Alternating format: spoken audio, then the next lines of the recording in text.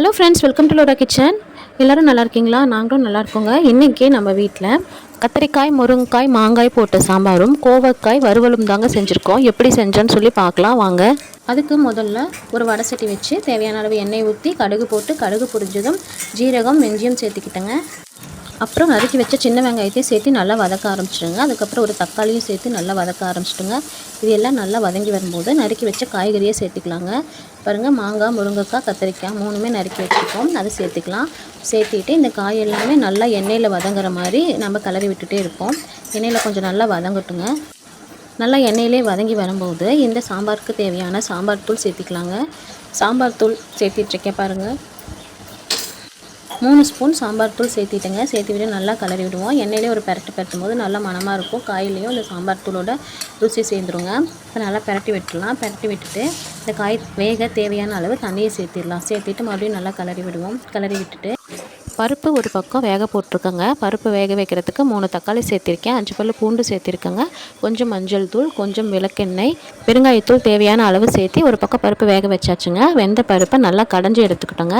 கடைஞ்சி எடுத்த பருப்பை இப்போ கொதி வந்த இந்த குழம்புல நம்ம சேர்த்திக்கலாம். சேர்த்திட்டு மறுபடியும் இந்த சாம்பார் ஒரு கொதிக்கணுங்க. கொதிக்கும் போது ஏற்கனவே கரைச்சி வச்ச புளியை இந்த சாம்பாரில் சேர்த்திக்கலாம். இப்போது இந்த சாம்பாருக்கு தேவையான உப்பு நம்ம சேர்த்திக்கலாங்க.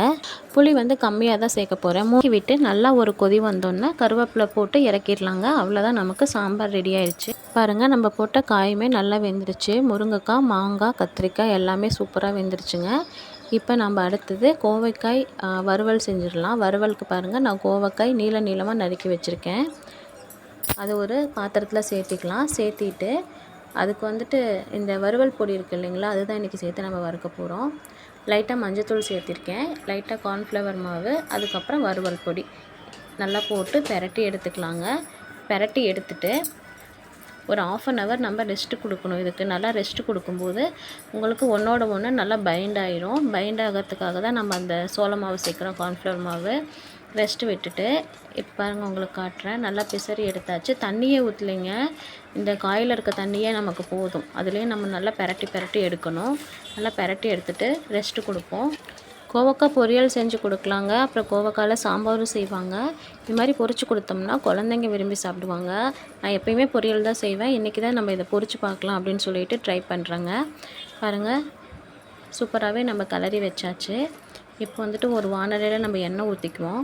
எண்ணெய் ஊற்றிட்டு எண்ணெய் சூடாகிற வரைக்கும் ஹை ஃப்ளேம் வச்சுக்கோங்க. அப்புறம் மீடியம் ஃப்ளேம் வச்சு கொஞ்சம் கொஞ்சமாக போட்டு பொரித்து எடுத்திங்கன்னா உங்களுக்கு சூப்பரான கோவைக்காய் வறுவல் ரெடி.